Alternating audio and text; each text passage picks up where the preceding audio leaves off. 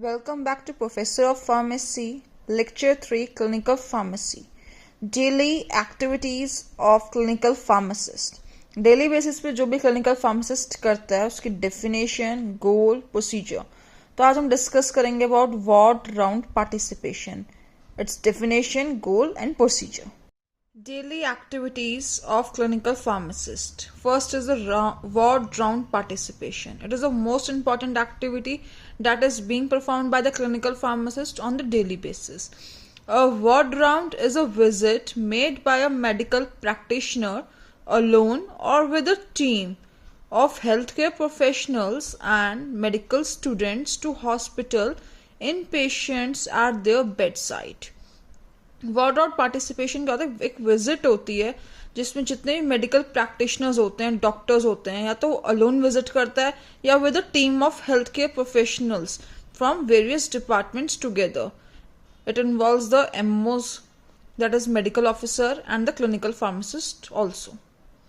They all together go to the patient bedside and discuss about the patient disease, condition, its state, its treatment plan, progress of the patient, etc.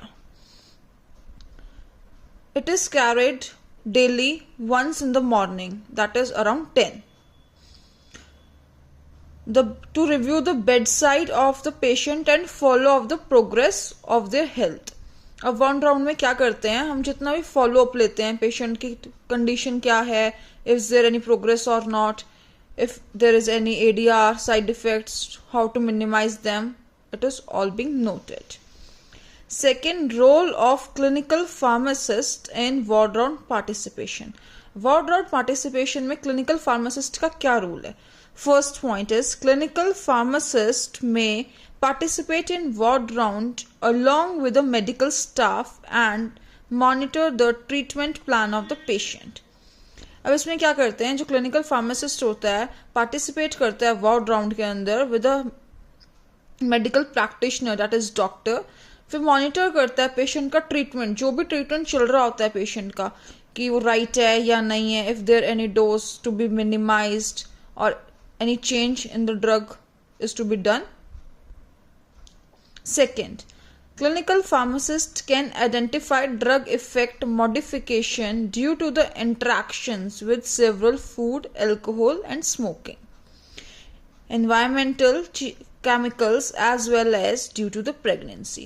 अब clinical pharmacist सबसे main ध्यान रखता है, जितनी भी drugs patient की bed side चल रही होती हैं तो डेली वो रिव्यू करता है एंड चेक करता है कि कोई ड्रग इंट्रैक्शन तो नहीं है, ड्रग इंट्रैक्शन तो नहीं है, ड्रग फूड इंट्रैक्शन तो नहीं है, कोई उसके अल्कोहल या स्मोकिंग हैबिट्स के साथ कॉन्ट्राडिक्ट तो नहीं कर रही है. If the drug interaction is serious one, then the drug has to be changed.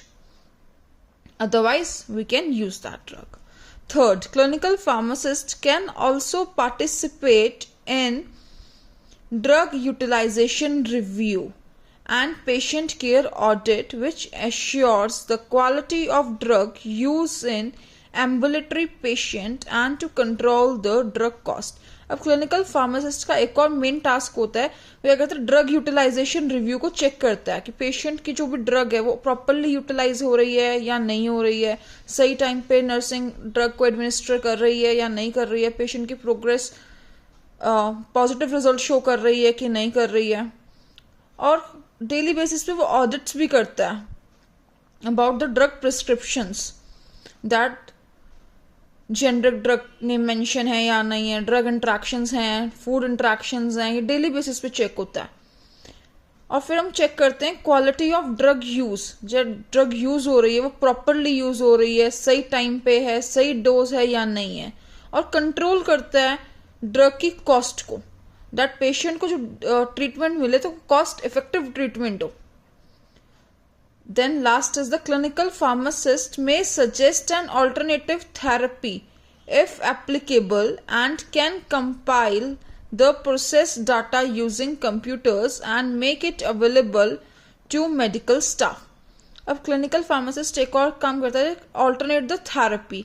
Like कोई ड्रग है काफी ज्यादा एडीआर कॉज कर रही है, तो हम क्या करते हैं, उस ड्रग को चेंज करते हैं, चेंज करवाते हैं. तो it is also the big task of the clinical pharmacist. जितना भी डाटा आता है उस डाटा को चेक करते हैं, कंपाइल करते हैं, फिर चेक करते हैं कि वो सही ड्रग है कि नहीं है. अगर इंट्रैक्शंस काफी ज्यादा ही शो कर रही हैं, सीरियस वन है, लाइफ थ्रेटनिंग वन है, तो drug has to be stopped immediately. Next is goals and objectives of clinical pharmacist on ward round. First क्या है? Gain improved understanding of the patient's clinical status and progress, current planned investigation and therapeutic goal. अब mainly हम क्या check करते हैं जब ward round होता है? तो clinical status, condition of the patient at right now, how the patient is, progress, that is the positive results or beneficial. Then current plan investigations, currently जो आज investigations डॉक्टर नोट डाउन कर रहा है वो सारी हो रही हैं या नहीं हो रही, टेस्ट वाइटल्स सब मॉनिटर्ड हैं डेली बेसिस पे या नहीं. थेरेप्यूटिक गोल क्या होता है कि जो पेशेंट है वो उसकी प्रोग्रेस हो, जल्दी से जल्दी रिकवरी हो, और कोई भी डिस्ट्रक्शन नहीं होनी चाहिए, कोई भी हार्मफुल चीज नहीं होनी चाहिए.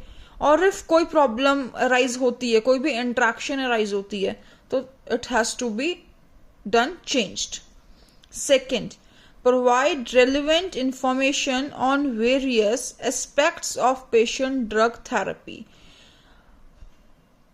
That includes that the clinical pharmacist is the very knowledgeable person about the pharmacology of the drugs, pharmacokinetics of the drug, pharmacodynamics of the drug, pharmacotherapy of the drug.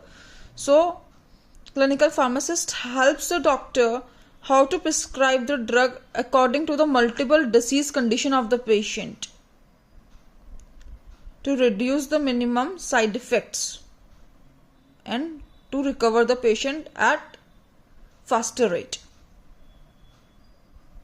Next is optimize therapeutic management by influencing the drug therapy selection and implementation, monitoring and follow.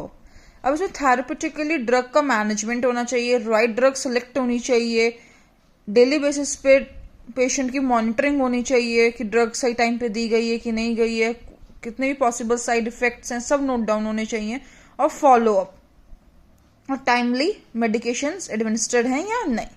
Next is investigate unusual drug orders and doses.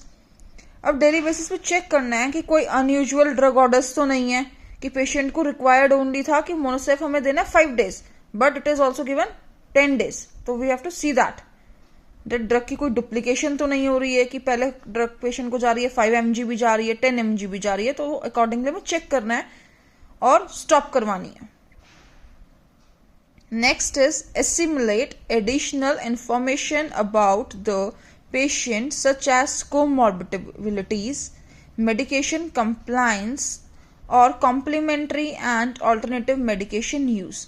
अब हमें patient से पूछना है कि कोई उसको जो comorbidities like कोई पुरानी कोई मेडिसिन तो नहीं चल रही हैं, कोई हेल्थ कंडीशंस के साथ उसकी, तो उसके अकॉर्डिंग कोई डुप्लीकेशन ना हो, डबल डोज ना हो, ओवरडोज ना हो जाए, तो ये सब हमें चेक करनी है. पहले पेशेंट कोई बीपी की या शुगर की मेडिकेशंस ले तो नहीं रहा है. और नेक्स्ट हमें साथ के साथ इसके साथ चेक करना है कि जो पेशेंट है उसको पेशेंट को रिकवरी मिल रही है मेडिसिन से या नहीं मिल रही है. अगर कोई ऑल्टरनेटिव ड्रग यूज कर रहा है, लाइक होम्योपैथिक भी यूज कर रहा है, वो आयुर्वेदिक ड्रग्स भी यूज कर रहा है, तो वो सब हमें पूछना है पेशेंट से. Next is detect ADR and drug interactions. तो डेली बेसिस पे क्लिनिकल फार्मासिस्ट जो है वो ADR पेशेंट के बेड साइड उसकी मेडिकेशंस चेक करके देखता है कि कोई vomiting, nausea, like cancer patients में बहुत ज्यादा होता है कि वॉमिटिंग्स हो रही हैं, नॉजिया हो रहा है. और ड्रग इंट्रैक्शंस भी डेली बेसिस पे चेक होती हैं, लाइक ड्रग इंट्रैक्शंस तो नहीं है, इफ कोई सीरियस है तो उस ड्रग को विड्रॉ करना. Participate in patient discharge planning. अब जो भी पेशेंट डिस्चार्ज होता है हॉस्पिटल से, तो उसको जो भी ड्रग्स दी गई हैं वो सही हैं, कोई ड्रग इंट्रैक्शंस तो नहीं है, वो भी डेली बेसिस पे क्लिनिकल फार्मासिस्ट चेक करता है. Next is classification of ward round. Ward rounds may be classified according to the purpose of the round and composition of the participating health care. अब जो वार्ड राउंड होता है वो four basis पे classify करते हैं. That is pre round, second है registrar और resident round, third professor unit chief round, fourth is the teaching round. First is the pre rounds. Pre rounds क्या होते हैं? During this rounds the interns और medical post graduate student teaching hospital perform a daily review of patients in their unit and their ward. Pre round क्या होता है? जो भी ward round start होने से पहले जितने भी लोग इंटर्न्स होते हैं हॉस्पिटल के अंदर और जितने भी मेडिकल पोस्ट ग्रेजुएट स्टूडेंट्स होते हैं वो डेली बेसिस वो चेक कर लेते हैं डॉक्टर्स के आने से पहले, हेड के आने से पहले, दैट जो पेशेंट को मेडिकेशन चल रही हैं वो सही चल रही हैं या नहीं चल रही हैं, वाइटल्स एंड ऑल सब नोट डाउन करे हुए हैं नर्सिंग ने या नहीं किए हुए हैं. अपने अपने वार्ड्स और यूनिट्स के अंदर चेक करते हैं. वार्ड्स के अंदर लाइक जनरल वार्ड्स हो गए, यूनिट्स के अंदर सिक्को मिक्को आईसीयूज हो गया. This is largely a learning opportunity and very few management discussions are made during this round. ये जो राउंड होता है प्री राउंड, एक ये लर्निंग राउंड होता है क्योंकि इसके अंदर हम पेशेंट को हम देखते हैं तो हमें नई नई चीजें सीखने को मिलती हैं. Trainee clinical pharmacist also join this round. जितने भी ट्रेनीज होते हैं क्लिनिकल फार्मासिस्ट होते हैं वो भी इस राउंड में होते हैं. The clinical pharmacist can complete the patient medication and clinical review at this time. जो क्लिनिकल फार्मासिस्ट होता है पेशेंट्स की मेडिकेशंस को चेक करता है कि जो नर्सिंग ने है वो प्रॉपरली दी है या नहीं दी है और क्लिनिकली रिव्यू करता है दिस टाइम पे. Next is the registrar or resident round. In teaching hospital, the registrar, resident individually or as a team conduct ward round at least once a day at a fixed time, usually in the morning. Registrar or resident round, it's the head doctor जो daily basis पे ward round conduct करता है at a fixed time, that is mostly 10 a.m. or 11 a.m. Next in these rounds are extensive and may also involve clinical teaching to medical postgraduate student and interns.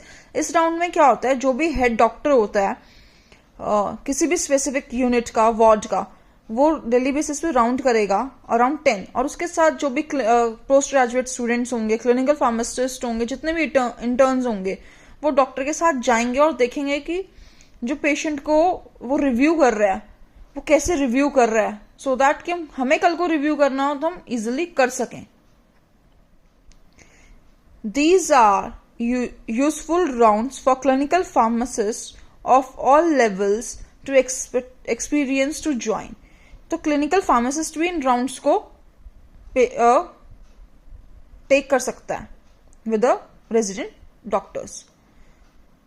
Third, Professor Unit Chief Round. The chief of the unit or ward or the professor in the specialty conducts round together with their registrar or resident, postgraduate and interns for all patients under their care on the daily basis or on a few days of each week. अब इसके अंदर unit chief round क्या होता है? जो भी professor होता है, हेड होता है, चीफ होता है, तो वो कंडक्ट करता है ward round with the registrar resident के साथ, पोस्ट ग्रेजुएट डॉक्टर्स के साथ और इंटर्न्स के साथ.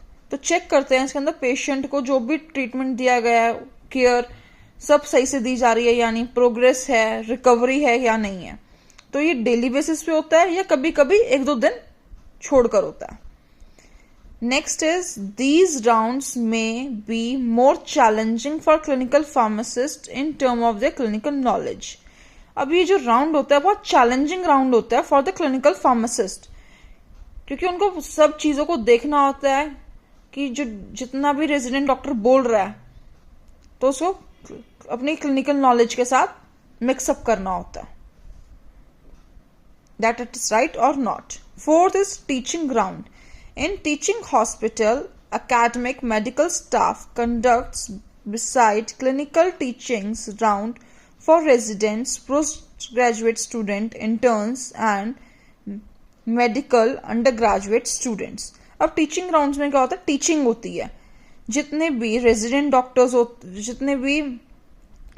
डॉक्टर्स होते हैं वो करवाते हैं, पोस्ट ग्रेजुएट स्टूडेंट्स को, इंटर्न्स को और मेडिकल अंडर ग्रेजुएट्स को। Through this round provides an opportunity for the pharmacists to improve their clinical knowledge, as they are not the best round for making interventions or recommendations. इस round के अंदर जो clinical pharmacist होता है वो अपनी clinical knowledge को improve कर सकता है, एनहांस कर सकता है और डीप नॉलेज गेन कर सकता है, और ये बेस्ट राउंड होता है to learn the things properly. अब जैसे कि हमने डिस्कस कर लिया classification of ward rounds, pre rounds, registrar, resident round, professor, unit chief round और टीचिंग राउंड। अब हम बात करेंगे pre round ward round participation की प्रिपरेशन कैसे होती है। अब इसमें क्या होता है, firstly accurate and up to date information on the patient health status. Firstly patient का जो करंट स्टेटस होता है हेल्थ का, उसकी accurate up to date information पता होनी चाहिए। सेकेंड, डिसीज मैनेजमेंट कैसे करना है पेशेंट का, वो भी हमें पता होना चाहिए। Medicines and medical history is the essential for active participation in clinical decision making. अब हमें जब डिसीजन मेकिंग करना है तो उस टाइम पे हमें पता होना चाहिए कि पेशेंट की हिस्ट्री क्या है, कौन कौन सी उसको ड्रग्स पहले से चल रही हैं, कौन कौन से डिसीज स्टेट पेशेंट को पहले से हैं, कौन सी एक्टिव मेडिकेशंस हैं, सब के बारे में हमें डीपली पता होना चाहिए। सेकेंड, इसके अंदर a review of medication chart and case record should completed prior to the ward round. जैसे ही वार्ड राउंड स्टार्ट होगा तो उससे पहले ही हमें रिव्यू कर लेना है जो भी मेडिकेशन चार्ट है पेशेंट का, वो अप टू डेट है या नहीं है, साइन है या नहीं है, ड्रग्स प्रॉपरली चार्ट हो रखी हैं या नहीं हो रखी हैं। ये सब हमें पहले ही डॉक्टर्स के आने से पहले कंप्लीट कर लेना होता है। Next is issues that arise during pre round participation need to be clarified by referring appropriate information. अगर हमें कोई भी प्रॉब्लम इशू लग रहा है कि हाँ ये ड्रग ऐसे दी गई है, कहीं ये नहीं देनी चाहिए थी, तो वो हमें सब पहले ही क्लैरिफाई कर लेना है नर्सिंग स्टाफ से कि हाँ ये हमें लग रहा है कि 3 बजे देनी थी और पेशेंट को दोबारा से 5 बजे भी दे दी, इतनी जल्दी क्यों दे दी है, तो ये सब क्लैरिफाई कर लेना चाहिए पहले। Second is intervention during ward round. अब जो फार्मासिस्ट होता है वो इंटरवेंट करता है during the ward round.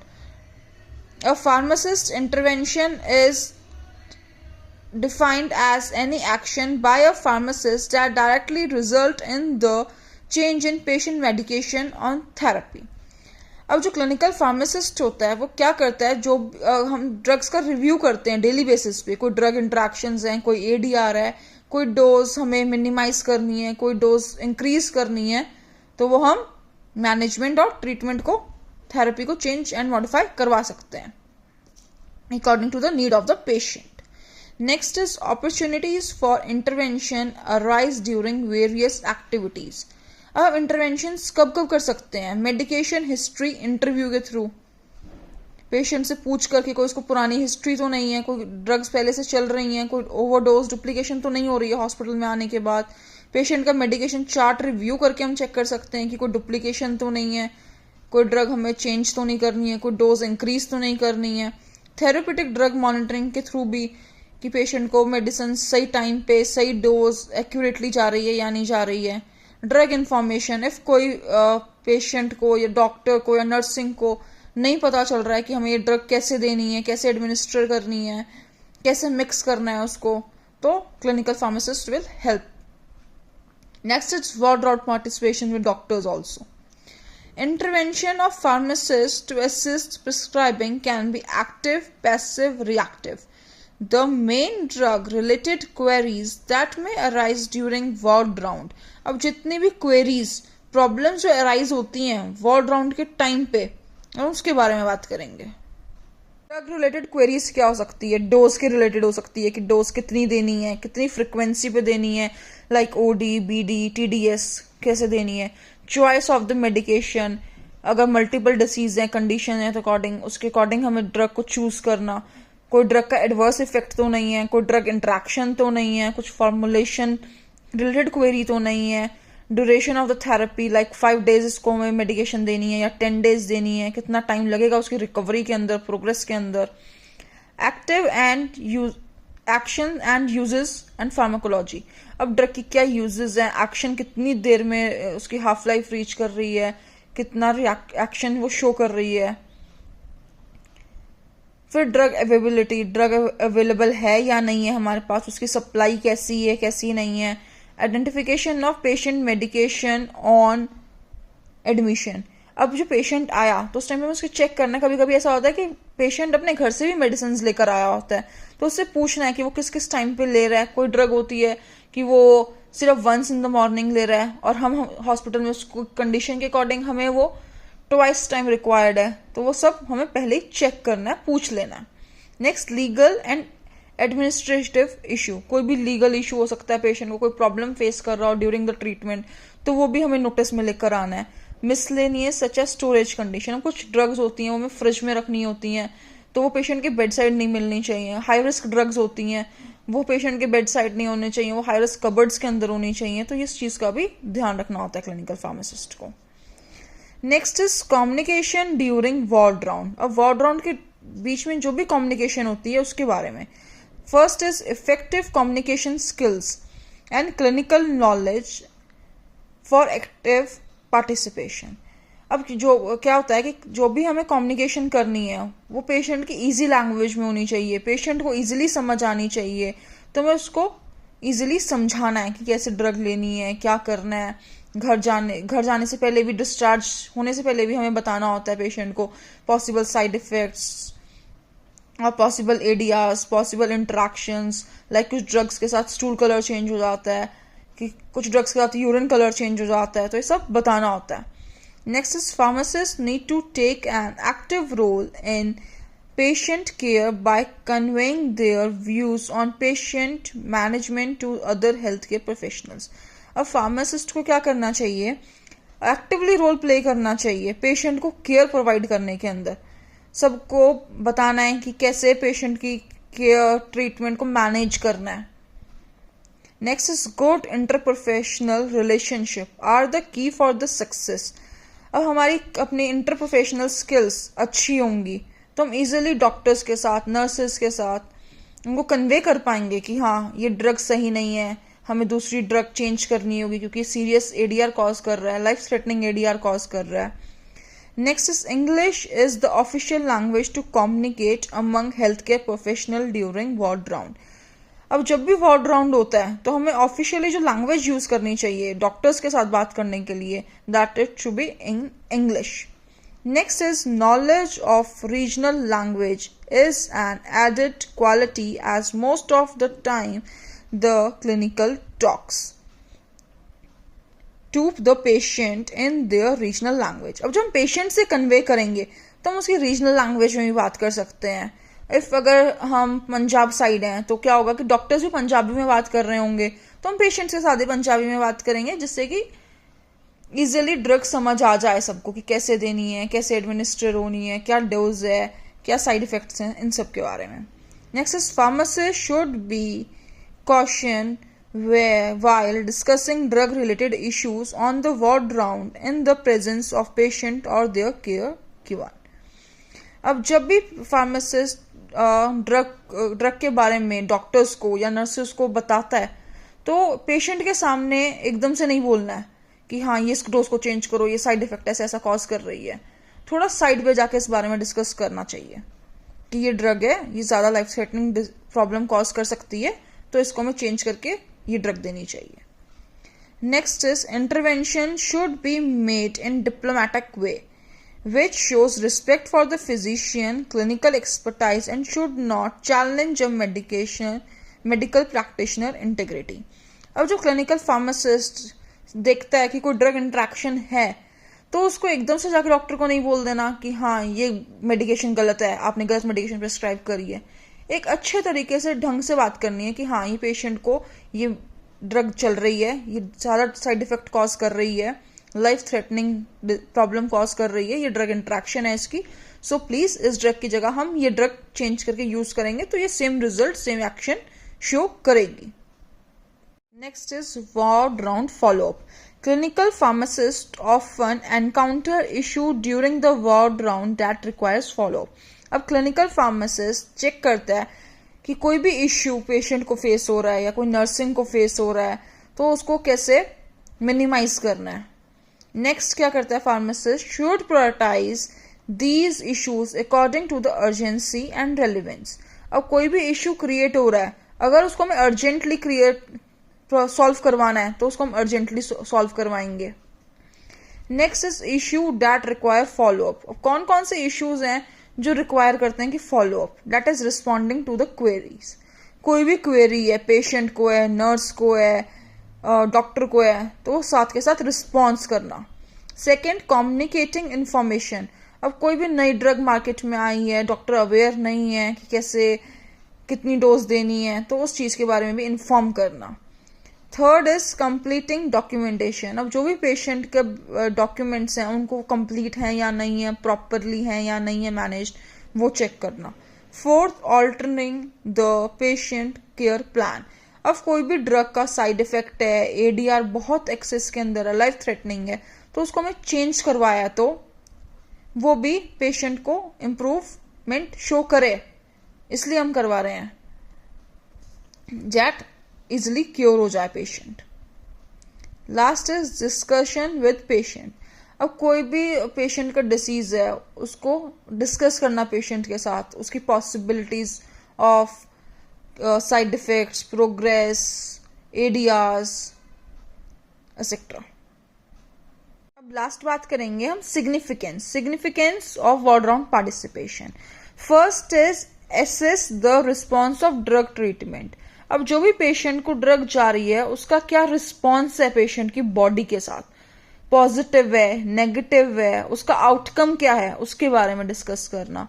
Second is evaluate safety to treatment regime. जो भी पेशेंट को ड्रग्स जा रही हैं वो सेफ हैं, उसको डोज सही जा रही है, इफेक्टिव है या नहीं है, उसका हाफ लाइफ, उसका शेल्फ लाइफ, उसका साइड इफेक्ट, ये सब हम चेक करेंगे. Third is assess progress of disease and need for any change in the therapy. अब क्या हम चेक क्लिनिकल फार्मासिस्ट क्या चेक करेगा कि ड्रग की डिसीज का जो पेशेंट का है वो प्रोग्रेस कितनी है, क्या किस रेट से वो रिकवर हो रहा है पेशेंट, कितना टाइम लग रहा है उसको रिकवर होने में. इफ कोई ड्रग थेरेपी को हमें चेंज करना है, मॉडिफाई करना है according to the disease state of the patient, वो भी चेक करेंगे हम. Next is assess need of monitoring. Daily basis पे मॉनिटरिंग करेंगे डोज को, इफेक्ट को, ड्रग की इफेक्टिवनेस को, प्रोग्रेस को, क्योर को. Last is to improve patient compliance, that patient को स्पीडली रिकवरी हो जाए.